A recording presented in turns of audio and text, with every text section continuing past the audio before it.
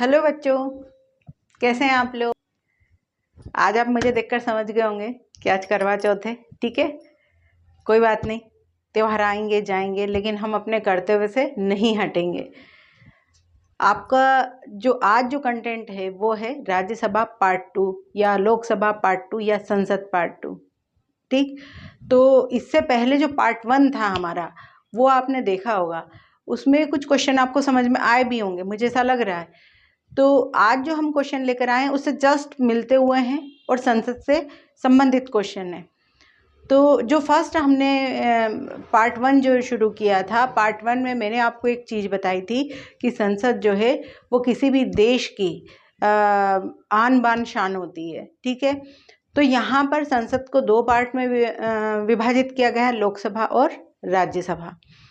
क्योंकि ये रिवाइज करवाना इसलिए ज़रूरी बेटा, क्योंकि जो बाद के क्वेश्चन हैं जो आज मैं लेकर आई हूँ वो क्वेश्चन उसी से संबंधित है। ठीक, तो लोकसभा जो है, लोकसभा का जो कार्यकाल है वो कितने वर्ष का होता है? 5 वर्ष का होता है। और राज्यसभा जो है, राज्यसभा का जो कार्यकाल है वो 6 वर्ष का होता है। ठीक, अगला जो हमने बात करेंगे, जो लोकसभा है वो लोगों के द्वारा चुनी गई है। आप और हम वोट करते हैं, सब लोग वोट करते हैं। और राज्यसभा जो है, राज्यसभा में जो राज्य के विधायक हैं वो वहाँ पर अपने जो नियुक्त किए जाते हैं प्रतिनिधि, उनको वोट करते हैं। ये भी आपको समझ में आ गया होगा।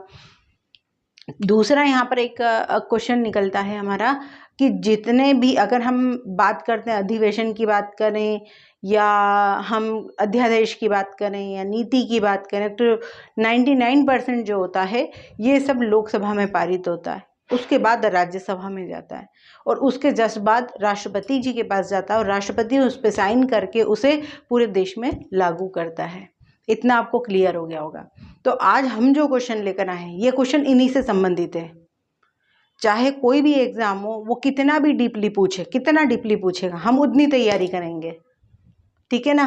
तो आज का पहला क्वेश्चन हमारा है वो है ये कि मंत्रिपरिषद सदैव लोकसभा के प्रति उत्तरदायी रहती है। अब ये मंत्रिपरिषद की बात होती है तो आपको पता होगा मंत्रियों से बनी हुई परिषद को क्या कहेंगे? मंत्रिपरिषद कहेंगे। कहाँ बनती है? प्रधानमंत्री नियुक्त होता है, उसके बाद में क्या होता है? मंत्रिमंडल जो होता है वो गठित होता है। ये आपको मालूम होगा। जैसे अलग अलग मंत्री होते, रेलवे के अलग हैं, रक्षा मंत्री अलग हैं, विदेश मंत्री अलग हैं। तो यहाँ पर हम सीधी सी बात ये जान लें कि जो मंत्रिपरिषद है वो हमेशा क्या होती है? लोकसभा के प्रति उत्तरदायी रहती है। दूसरा, यहाँ पर मैं एक और छोटा सा क्वेश्चन और आपको बता रही हूँ, ये आपके बहुत काम का है।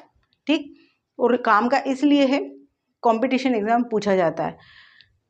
पूरे देश में रक्षा मंत्री और विदेश मंत्री एक ही होते हैं, मतलब एक एक होते हैं।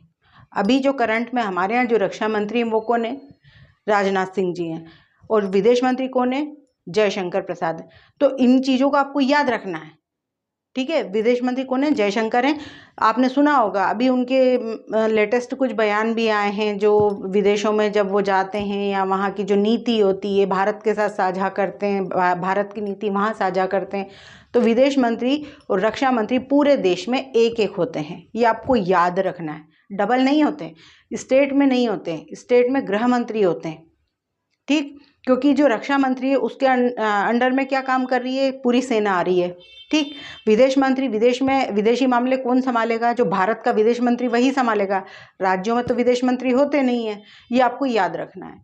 फिर अगला जो है लोकसभा अविश्वास प्रस्ताव से भंग होती है। अब जब हम लोकसभा की बात कर रहे हैं, जहाँ लोगों के द्वारा पहुंचाए गए प्रतिनिधि हैं, उसके अंदर प्रधानमंत्री जी भी आते हैं, ये आपको याद रखना है।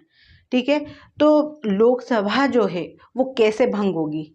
भंग होने का मतलब ये है कि अगर वो ढंग से काम नहीं कर रही है, किसी कारणवश उनके जो सहयोगी दल हैं वो उससे अलग हो रहे हैं, तो उसे भंग तो करना पड़ेगा ना, क्योंकि वो जो संख्या है, जो बहुमत है, उसके आंकड़े को पार नहीं कर पा रही है। तो जो लोकसभा है उसे अविश्वास प्रस्ताव से, अविश्वास प्रस्ताव कौन लाएगा? विपक्षी पार्टियां लेकर आएंगी। सिंपल सी बात है, जो विपक्षी पार्टियां हैं वो क्या करेंगी? अविश्वास प्रस्ताव लाएंगी और लोकसभा को भंग करेंगी। ठीक, फिर यहाँ पर हमारा अगला जो क्वेश्चन है वो है मंत्रिपरिषद को राज्यसभा भंग नहीं कर सकती। बहुत ज़्यादा महत्वपूर्ण क्वेश्चन है, बहुत सारे आए हैं जो कंपटीशन एग्जाम्स में पूछे गए हैं कि जो हमारी मंत्रिपरिषद है, मंत्रिपरिषद राज्यसभा को भंग नहीं कर सकती और राज्यसभा भंग नहीं होती, ये आपको याद रखना है। अगर कॉपी पेन लेकर बैठे हैं तो आप उसमें लिख लीजिए कि राज्यसभा को भंग नहीं किया जा सकता, ये आपको याद रखना है। उनका जो प्रतिनिधि हैं वो क्या होंगे, उनके कार्यकाल पूरे होने पे वो अपने आप ही अपने पद से हट जाएंगे। तो यहाँ पे मंत्रिपरिषद जो है वो राज्यसभा को भंग नहीं करती। अगला जो हमारा क्वेश्चन बनता है, ये बहुत ज़्यादा आप ये मानकर चलिए कि 99.9% मैं बोल रही हूँ कि क्वेश्चन आता है, वो क्वेश्चन पूछा ही जाता है। तो वो क्वेश्चन है धन विधेयक। धन विधेयक सदैव लोकसभा में पारित होता है। धन विधेयक से क्या मतलब हुआ, ये आपको मालूम होना चाहिए। धन विधेयक की जब हम बात करते हैं तो सीधी सी बात यहाँ आती है कि जो है बजट है, बजट को हम क्या कहेंगे, धन विधेयक कहेंगे। या जो जनता के लिए कुछ योजनाएं बनाई जाएंगी तो वहाँ भी पैसा लगेगा, तो वो विधेयक कहाँ पारित होंगे, सिर्फ लोकसभा में पारित होंगे, आपको ये याद रखना है। फिर जो धन विधेयक है अब लोकसभा में पारित हो गया, बिल्कुल सही है, लोकसभा में हमने धन विधेयक पारित कर दिया। अब जो धन विधेयक है उस पर बहस भी हो गई लोकसभा में। अब अगला जो क्वेश्चन बनता है हमारा वो ये बनता है कि धन विधेयक अगली जो स्टेप वो क्या होगी, तो अगली जो स्टेप होती है वो होती है कि धन विधेयक जो है वो राज्यसभा में जाता है। ठीक, राज्यसभा में क्या होता है, धन विधेयक जाता है और वहाँ पर 14 दिन तक वो रख सकते हैं, 14 दिन के बाद नहीं रख सकते। 14 दिन के बाद ऑटोमेटिक क्या होगा, वो राष्ट्रपति के पास चला जाएगा और राष्ट्रपति उसे पढ़कर, उसे समझकर उस पर साइन कर देंगे तो वो लागू हो जाएगा। ये आपको याद रखना है। धन विधेयक को राज्यसभा बहुत ज़्यादा 14 दिन तक अपने पास रख सकती है। फिर अगला हमारा क्वेश्चन बनता है कि संसद के संयुक्त अधिवेशन की अध्यक्षता। अब जो संसद का जो संयुक्त अधिवेशन होता है कई बार बुलाना पड़ता है, अगर देश में जैसे अभी कोरोना की बारी आई थी तब भी बुलाया गया था, तो ये याद रखना आपको कि जो संसद है उसका संयुक्त अधिवेशन मतलब दोनों सदनों को बुलाना, दोनों सदनों के जो सांसद हैं उन्हें बुलवाना, क्योंकि सांसद होंगे तभी तो अधिवेशन होगा, जब लोग ही नहीं होंगे तो अधिवेशन कैसे होगा, ये याद रखना है आपको। तो संसद के जो संयुक्त अधिवेशन की जो अध्यक्षता है वो लोकसभा का अध्यक्ष करता है, ये याद रखना आपको। और जो लोकसभा का अध्यक्ष होता है वो भी सांसद होता है। ठीक, वो भी सांसद होता, कहाँ का होता है, लोकसभा का। जैसे ओम बिरला जी की बात अगर हम करते हैं, अभी लेटेस्ट में वही हैं लोकसभा के अध्यक्ष, तो हम उनकी बात करते तो वो कहाँ के सांसद थे, वो थे कोटा के। ठीक, ऐसे वहाँ पर ऐसा नहीं है कि हर किसी को उठाया, हर किसी को वहाँ पर लोकसभा में अध्यक्ष बना दिया, नहीं। जो 545 सीटें, 545 सीटों पे जो लोग चुन कर आए हैं, जो बहुमत दल का नेता वो प्रधानमंत्री, और उन्हीं में से किसी एक को अध्यक्ष बनाया जाता है। फिर आता है हमारा लोकसभा के लिए न्यूनतम आयु। अब यहाँ पे क्वेश्चन ये बनता है कि भाई लोकसभा है, ठीक, लोकसभा में हमने क्या किया कि हमारे जो सांसद है उन्हें हमने खड़ा करा, ठीक। अब सांसद खड़े हुए तो एक न्यूनतम आयु तो होना चाहिए ना, मैक्सिमम तो कितनी भी हो सकती है, लेकिन न्यूनतम आयु जो है हमारी वो कितनी होनी चाहिए, 25 वर्ष। जो बंदा 25 वर्ष की आयु पूर्ण कर लेगा वो बंदा क्या करेगा, लोकसभा के लिए खड़ा हो सकता है। दूसरा, यहाँ पर आपको एक और चीज़ बता दूँ, चाहे वो लोकसभा हो राज्यसभा हो, आप ध्यान से सुनिएगा मेरी बात, लोकसभा, राज्यसभा, राष्ट्रपति, प्रधानमंत्री, ठीक है, इवन यहाँ तक कि मैं जो अपने सुप्रीम कोर्ट के जो मुख्य न्यायाधीश हैं उनकी भी बात कर रही हूँ, वो सब भारत के नागरिक होना चाहिए। सबसे पहली कंडीशन होती है कि वो भारत के नागरिक हों, तभी वो हमारे यहाँ से इन सब पदों के लिए खड़े हो सकते हैं या उन्हें बनाया जा सकता है। किसी विदेशी को हम नहीं बनाएंगे। सबसे पहली कंडीशन ही हमारी यही है, हमारे संविधान में लिखा हुआ है कि भारत का नागरिक होगा वही इन चीज़ों के लिए या इन पद के लिए खड़ा होगा। तो लोकसभा के लिए जो सबसे छोटी आयु होती कितनी होगी, 25 साल। इससे छोटे बंदे को नहीं बना सकते, 24 साल 20 साल। उस समय तो आप ये सोचोगे ना कि वो तो बच्चे हैं, ठीक। तो फिर अगला जो आता है राष्ट्रपति के लिए न्यूनतम आयु। अब यहाँ पे फिर आपको याद रखना है, कॉपी पेन लिया है तो आप लिख लें कि जो राष्ट्रपति है उसके लिए न्यूनतम आयु, मैक्सिमम आयु कितनी भी हो सकती है लेकिन न्यूनतम कितनी होनी चाहिए, 35 साल। अब यहाँ पर डिफरेंस है 25 और 35, 10 का डिफरेंस आ रहा है। ऐसा क्यों? ऐसा इसलिए क्योंकि जो राष्ट्रपति का जो पद होता है वो बहुत ज़्यादा गरिमामय होता है, इसलिए उनकी जो आयु है 35 वर्ष रखी गई है। क्योंकि विदेशों से जो भी डेलीगेशन आएंगे या बाहर के प्रधानमंत्री राष्ट्रपति आएंगे तो वो राष्ट्रपति भवन जरूर जाते हैं, जैसे हम दिल्ली का लाल किला कहते हैं। ये याद रखना है आपको कि राष्ट्रपति भवन कहाँ है, दिल्ली का जो लाल किला है वहाँ पर है, ठीक है।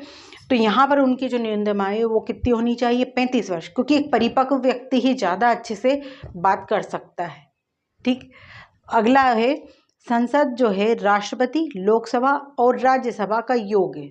बहुत महत्वपूर्ण क्वेश्चन है, आपके साथ में वो पूछ सकते हैं, उल्टा सीधा करके पूछ सकते हैं क्वेश्चन को कि जो संसद क्या है।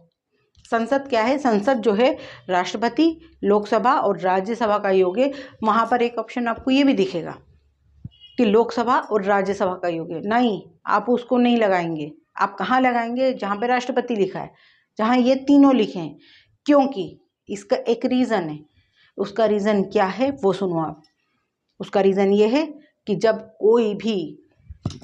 कोई भी अध्यादेश पारित होता है तो वो सबसे पहले लोकसभा में होता है, फिर राज्यसभा में होता है, उसके बाद में राष्ट्रपति के पास जाता है। ये आपको याद रखना है। फिर हमारा जो लास्ट क्वेश्चन है वो है लोकसभा को भंग करने का अधिकार राष्ट्रपति को भी होता है।